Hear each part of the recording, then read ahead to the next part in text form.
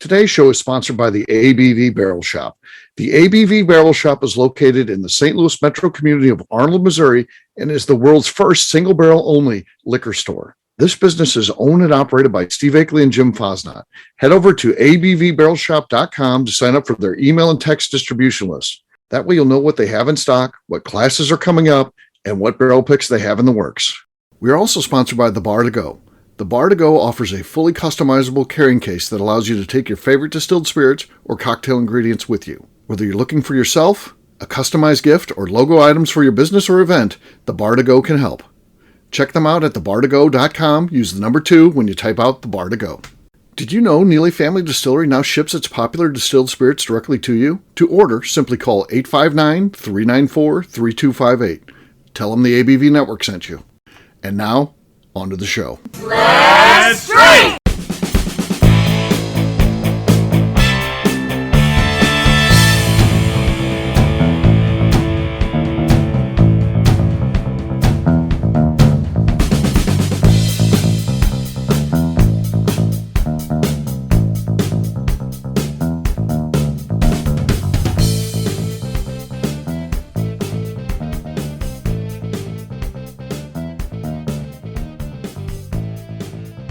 Welcome to the Bourbon Daily, the podcast about everything bourbon delivered to you every day of the week.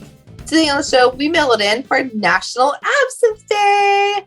My name is McNew. Please join me in welcoming my co-host, Steve Akeley, along with our special guests, Kathy Cole and Phil Collin. Hey, gang, what's up? Hey, everyone. Hey. It is I'm one of glad the biggest... we're not absent on Absinthe Day. We are it present. is one of our big days of the year. For sure. We all celebrate Absinthe Day, and we decided to get together and do a show for you guys before we retire separately and go about our business for National Absinthe Day. So should be. So, fun what stuff. do you personally do for? Oh, I'll wait till the show starts. Yeah, I mean, yeah, we'll get to that when we get to the show. For right now, Phil, we have to honor Phil here because he said there's something you wanted to talk about. It may or may not tie to the topic. We don't know. We don't know what Phil's going to ask us. What do you got, Phil? It doesn't tie to the topic at all, which is It doesn't delightful. have to. It doesn't have to. McNew is a lady and a scholar and a philosopher, and she was saying recently that she wants bourbon to be for the people and to leave the elitism behind. Mm-hmm. All that being said, each of us, I'm sure, have heard our fair share of over-the-top, pretentious, insane remarks regarding something about bourbon, and I'm sure there's no shortage of choose from. There's a story I had in my mind, but I want to hear from you guys. What's the most absurd, pretentious thing you've heard from someone who's just wearing that elite snob whiskey crown right on top of their head where it really probably doesn't belong? Yeah. Okay. Elite bourbon stores. What, McNew, did you have one or not? And largely it's the illusion of someone who thinks they're elite. We're not talking about people who have the goods. They just like to walk the walk or talk the talk without walking the walk. The last time I went on a tour in Kentucky, it's been a year or so, he said, "Oh no, only bourbon can be created in Kentucky." I'm like, "Sir, please educate yourself." Wait, who said this? It still happens. That was stated yesterday in the shop by a guy. This was a tour guide? I literally want to punch people in the face that say it can only be in Kentucky. I'm like, no, since 1964, it could be made anywhere in the goddamn United States. It could be made in fucking Hawaii or Alaska if they wanted to. And it is. Or Guam. They could. Yeah, Guam, Puerto Rico, anywhere. You could make it anywhere that is a United States territory. Correct. And these people want to die on this hill that it can only be made in Kentucky. And this was a distillery tour guide? People in the face so bad. Who was this? Who is this person, McNew? Who told you this? Somebody in a tour and a line to get on a tour. Oh, a tour guest. Yeah. Oh, no, I mean this is one we hear all the time. A guest. I do a whole presentation called "Shattering the Seven Myths of Whiskey," and that's the one I lead with, and people are always surprised. And I say, these people, they're dressed the way they're dressed. I'm like, you know what? Like, I'm not even going to talk to you today because we're getting personal. I'm going to be mean to you, and I don't want to be mean to people. So I just but sometimes you kind of do want to be mean to about my day, and I try to have a good day. I would have a bad day if I spoke to this person, so I don't do that. Okay. Yeah. Well, there you go. Yeah. Kathy, did you come up with anything? Yeah. What about Kathy? I really don't. She's hanging with all the good bourbon people. I do. I hang out with all the good bourbon people. I mean, I've run into a few Scotch people that have annoyed me. Yeah, they can be annoying. But they can be annoying they're because not bourbon people. They're Scotch people. Right. I know a few guys named Scott who annoy me, so that's kind of the same thing. Oh, well, she probably has one of those too. No, he's a really good friend of mine. I know who she is. Interesting. Yeah. What have I done? What have I done? Yeah, what have you done? It's okay. So no, I've run into I've been to events, the Whiskey in the Winter here in St. Louis, and there will be people who are like, "Oh, I'm only drinking at the Scotch tables," and I think about how limited and sad they are. They don't offend me. They make me sad for them. Because Scotch is the flip phone of whiskey, really. Oh my gosh! They've invented something better. The razor phones. Yeah, that's what Scotch is. It's the flip phone of whiskey. It really should just be discontinued. Put it out of its misery. No one needs it anymore. We got something better. It's called bourbon. Hello. Enjoy something. That. You don't have to tell me. You don't have to tell me. Wait a second. There's 4,000 varieties. I think I can get one. No, go to bourbon. I can give you 400. 1,000 that you'll like. And don't give me this bullshit. There's got to be one in there you like. That I suddenly felt the fiery rage of 6 million Scotsmen all angry at you at the same time. Yeah, that's and they'll sue you. Oh, they'll sue you because you don't like their product. That's good. That's rich. Yeah. I mean, I think there's a lot of that sort of weird, elitist behavior that goes on. I had an example now. I forgot it, Phil. I'll tell my story, and then you'll remember. Maybe I'll remember mine. So years ago, I met a gentleman, and to make matters worse, he was a type of regional sales rep for Beam Suntory. And there is a wonderful product called Basil Hayden, which is based on an actual gentleman who emigrated into Kentucky in like 1790, even older than that, a long time ago before Kentucky was a state. But this guy insisted on calling the product Basil Hayden because he insisted, yes, that's right. He insisted that in his lifetime, because of that era, he would have been called Basil Hayden. So he was honoring the gentleman by calling the product by its proper name. So for 2 days, I had to listen to this guy read off the Jim Beam brands, Knob Creek, Baker's, Booker, and Basil Hayden. And every time he put a real emphasis on the Basil, just to point out that he believed this was again, a gentleman who did work for the Jim Beam brands, that he believed this was the proper way, and we should all. This is so funny because I love to pretend I have an English accent. You too can order Basil Hayden then. And if I were pretending to have an English accent, I would call it Basil Hayden's. It is easily one of the most, not the most ridiculous, not the most absurd, not the most naive, but one of the most pretentious things I ever heard anyone do in the world of whiskey is insist on calling, a $60 bottle of Basil Hayden Basil Hayden at every chance he had. Yeah. It's going to happen. You ever punch him in the face? No, that would be unprofessional at the time of my working relationship with the gentleman. Yeah, that's a strange one because the gentleman probably is right. That guy's name probably was Basil. I mean, that's what the English version of that. There's no doubt.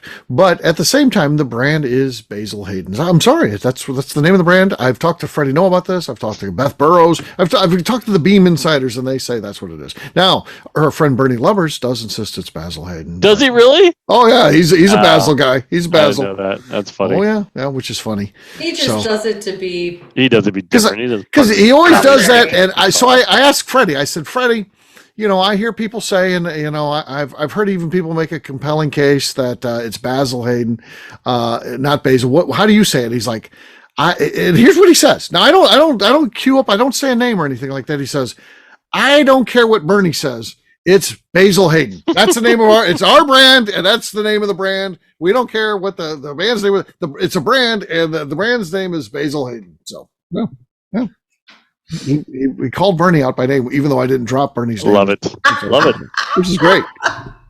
What's your pretentious story, Steve? I forgot what it was. Well, we're mailing it in, so if you remember it. Yeah. If I remember it any time during this, I had a good one. I had a very good one that really, it had a lot of punch to it, but I forgot. So on that note, it is time to drink.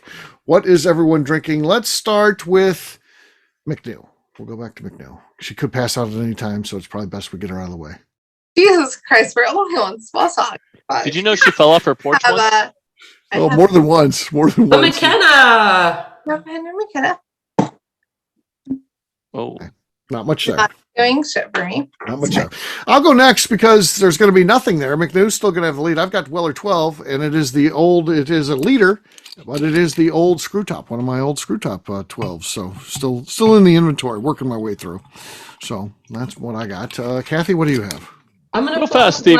Which Wellers are still screw cap today in 2023? Only the special reserve. I think there's the special reserve. That's it. Yeah. I think everything else is now cork. Yeah. I'm gonna pull out my black button from the ABV Barrel Shop. Oh, nice. Okay. This one is so delicious. Oh, nice. Is Black Button the one out of Rochester, New York? Is that? It is. Yeah. Jason Barrett is the owner up there. He's a good guy. All right. I made fun of them the other day, and now I feel bad. You should. You should. They had an orchestra really play. stuff. They partnered with the Rochester Orchestra to do some sonic aging of their barrel. And while that's fine and good, they had a ridiculous photo of a 3-piece orchestra in a warehouse playing music right to the barrel. It's marketing. It's marketing. I What know. are you gonna do? We all know. They're not the only ones. They're certainly not the only ones. For me, I'm back to another bourbon we did earlier. This is the Grass Widow. I like the name. A Grass Widow is a woman who hasn't lost her husband, but instead is lost into like a hobby. So if you've got a husband who's deep into bourbon or golf, you're wearing out the grass, walking back and forth. That's what makes you a Grass Widow. So Really? yes. I've never heard of that before. Nothing Okay. again. Nothing. Yeah, on the That almost sounded And accusatory, those Steve. That I have never heard of that before. It made it sound like you thought I was lying to you. I've never heard it. I've never heard the term grass widow before. Me so. neither, but I love the knowledge. Your tone implied. My tone. There was no tone. Here's the thing. On mail-in day, there's no All tone. of Steve's tone is angry old man. That's true. That seems very inconvenient. What'd you say, McNew? I'm saying Grass Widow seems inconvenient as fuck. Like, he could have been considered and died. No, he's still living. You still Right. still There's certainly like a bitterness to be a Grass Widow. Yeah, no, I love a Grass Widow. Wow. God love her. Don't want to be her. Wow. So there you go. On that note, cheers. Cheers. Kathy Cool wins again. All right. What we'll do next, we'll take a quick break. And then when we come back, we're celebrating National Absinthe Day. What does that mean? Heck, I have no idea. We'll go to commercial break. We'll figure it out when we get back. We'll do that in just a few.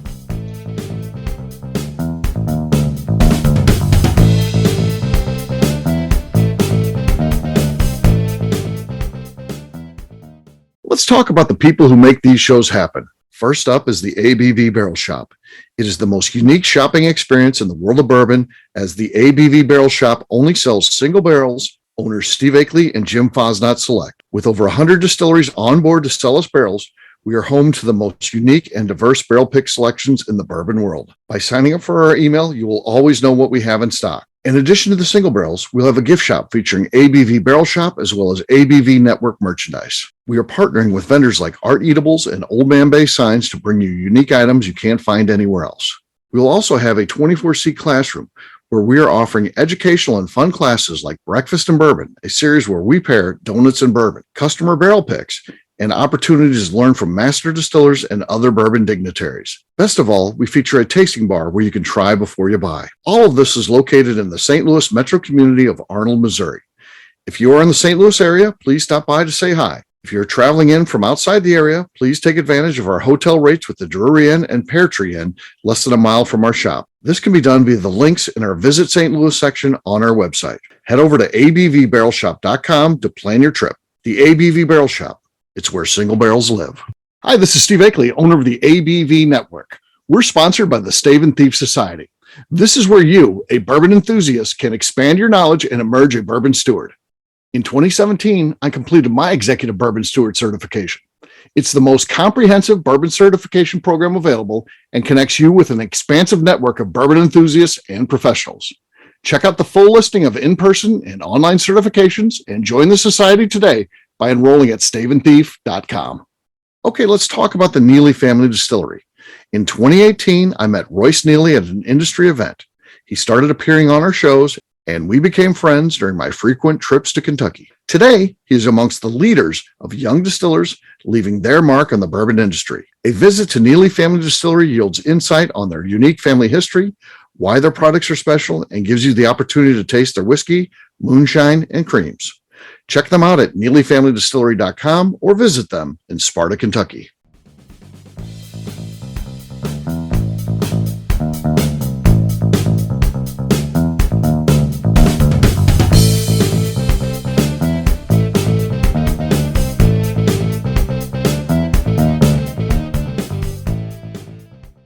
All right, I'm Neil. And I'm Melanie. Together we're the Robinsons, and you're listening to the Bourbon Daily. Welcome back to the Bourbon Daily. Today we are celebrating National Absinthe Day, but I'm still sure we're all still drinking bourbon. What are we doing? I didn't hear anybody drinking absinthe there, so yeah, we're still drinking bourbon. But I do want to point out that our friends, the Neelys, have won, haven't they won like Double gold in San Double Francisco gold? 2 years in a row. If they win it a third, they win platinum, which is the highest award you can get. And from isn't San that coming Francisco. up soon? Isn't that this spring? Yes, I think they're taking the entries now, but it'll happen in the spring. He'll know like early summer though, like sometime in June, I believe, is when they'll get the announcement. At least where he can make it public. But yeah. My vote is for them. Me too. National Absinthe Day is my 18th favorite day on the national calendar every year. Oh wow! What's your Right favorite? above, well, it's right above National Jelly Bean Day and right below Johnny Cash's birthday. So right This is the 26th. It's coming up soon. I believe it is. It is next February 26th. Monday. And then Sunday. the 28th should be a national holiday. It should be National Co-Wessel Day. McNew, I'm very impressed you know Johnny Cash's birthday. I do know Johnny Cash's birthday by heart. amazingly impressed. Really? That's Sure. I do know that. surprising. And then Do you know what National Jelly Bean Day is?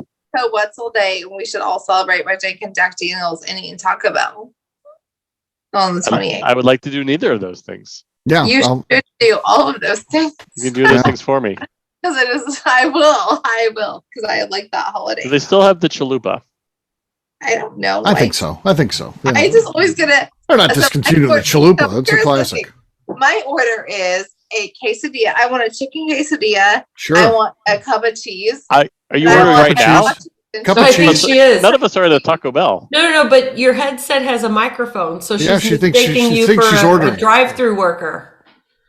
And she would like for you to fulfill her order. Oddly, I believe that.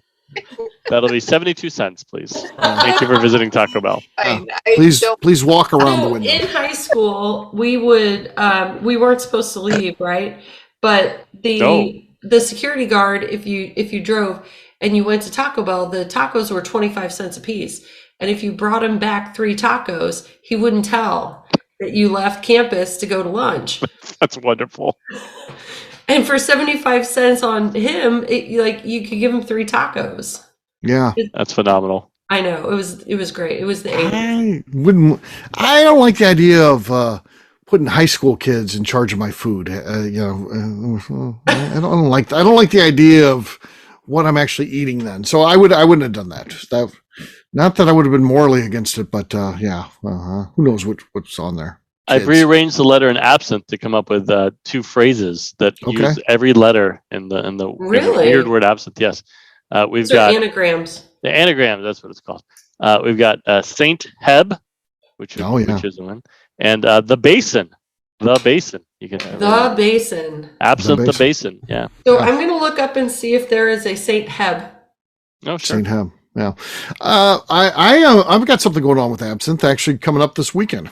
Really? On Sunday, I'm going to be filming a documentary, as our friend Justine Mays likes to say, a documentary on absinthe at Royce's place. So yeah, really, yeah, he's doing his first official run of absinthe on that antique still he's got from the 1800s.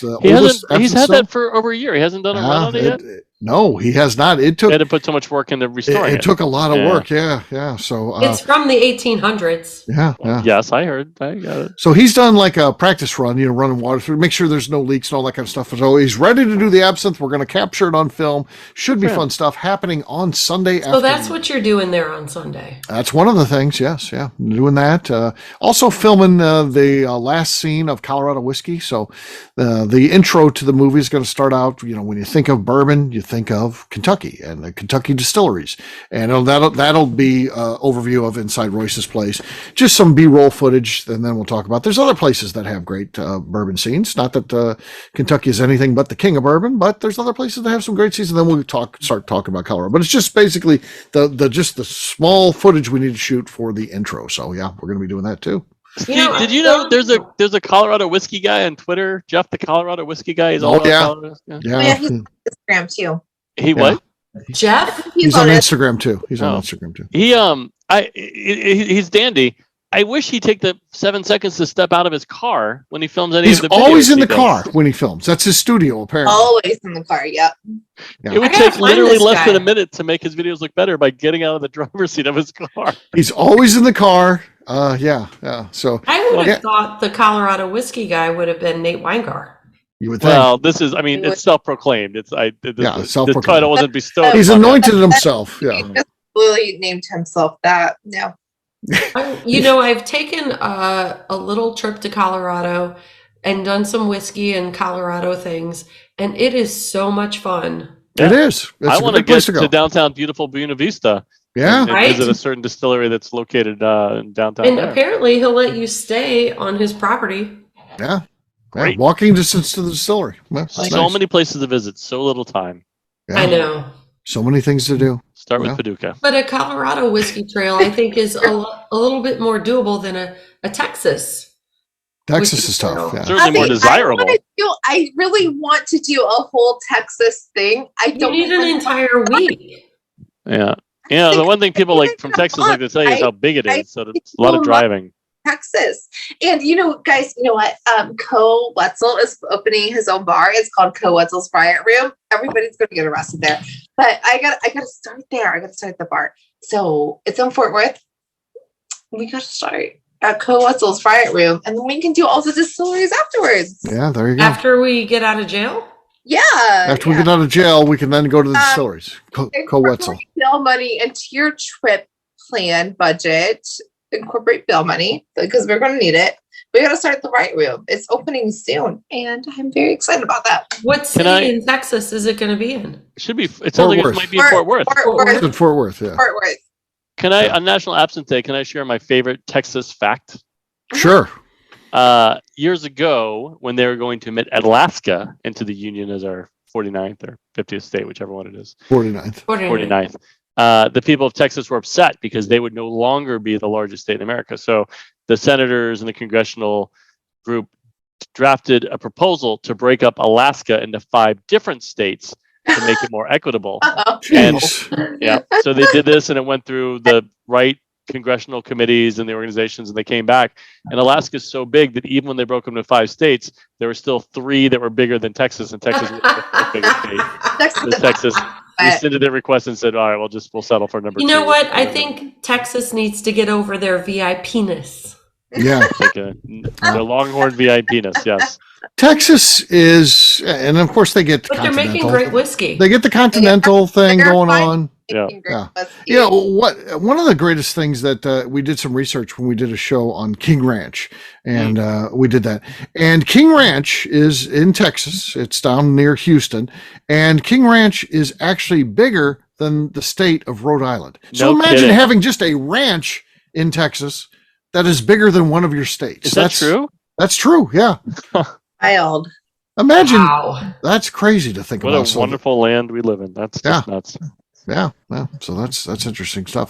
Those are all facts that you'd see on any National Absinthe page, by the way. Of course, So yeah. Absolutely. we just went to nationalabsintheday.com and then just pulled the facts that they have listed on there. I believe they teach these in school.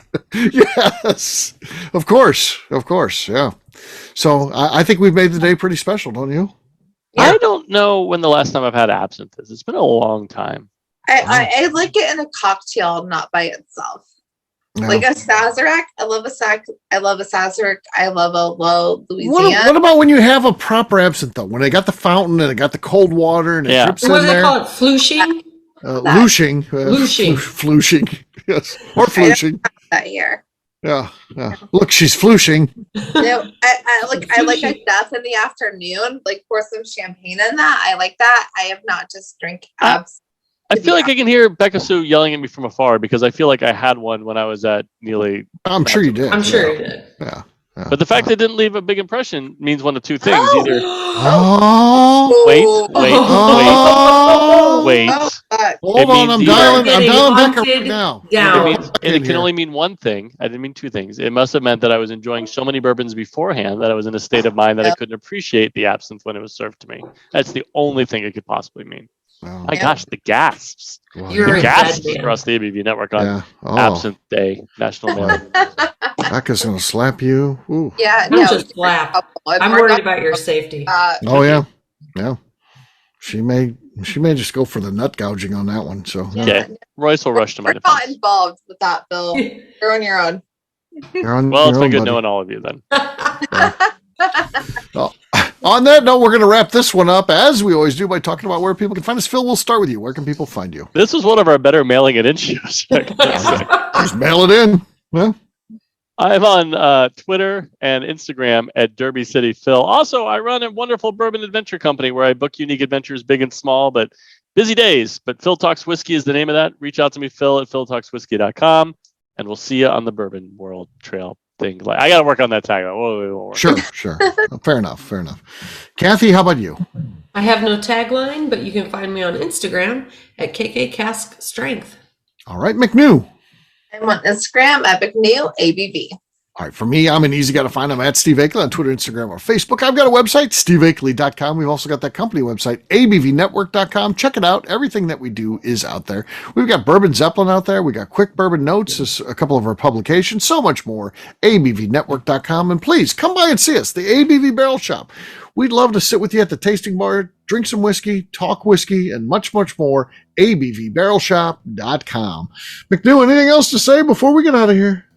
I would like to remind the audience to please give us a 5-star review. That includes comments and helps see people find the show, which is very important to us. And if you like what we're doing, we ask you to please visit our Patreon page at patreon.com/the ABV Network. Great job today, gang. Finance will have a brand new show for you tomorrow. Looking forward to that. Until then, take care, everybody. See ya. See everyone. Cheers. Bye. Happy Absinthe. Peace.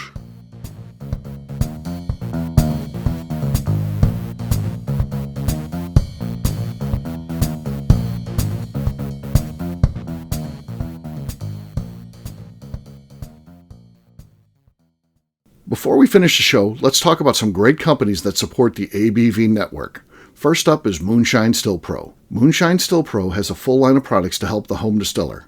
Whether you want to experiment on the stove in your kitchen or you're looking for a bigger setup in your backyard, owner Russell Creed and his team can help. They have multiple still offerings, accessories, and even grain from their partners at Goldstone Mill to assist you in making whiskey on par with your favorite distillery. They can also help you with some fabricated parts you probably can't make yourself if you are attempting a DIY still project. Learn more or order your still or parts at moonshinestillpro.com. Last but not least is the ABV Barrel Shop. While we don't get to play in the allocated bourbon game because we aren't selling the other products you have to do to get those, we do have access via our friendships in the bourbon industry to some really cool stuff. Have you ever seen your favorite craft distiller selling some really cool limited offerings only in their gift shop? I'm talking things like the Hazmat offering Distillery 291 did for their 10th anniversary, or Neely Family Distillery's Papaw's birthday barrel. They don't have enough of it to send it out to distributors, so they only sell it via their gift shop. Well, companies like Distillery 291 and Neely Family Distillery have agreed to sell us 2 or 3 cases of these offerings moving forward, meaning our store will have the access to some of the rarest whiskeys in the world. Way more difficult to come by than the allocated bourbon offerings with a national release. Yes, they will be extremely tough to come by, but if you're a customer of our store, you'll have a chance to get them. Get signed up for our email or text list over at abvbarrelshop.com so you don't miss out. The Bourbon Daily is part of the ABV Network. For more information or to become a sponsor, please visit abvnetwork.com. Thanks for listening and cheers. This has been a Steve Akeley production.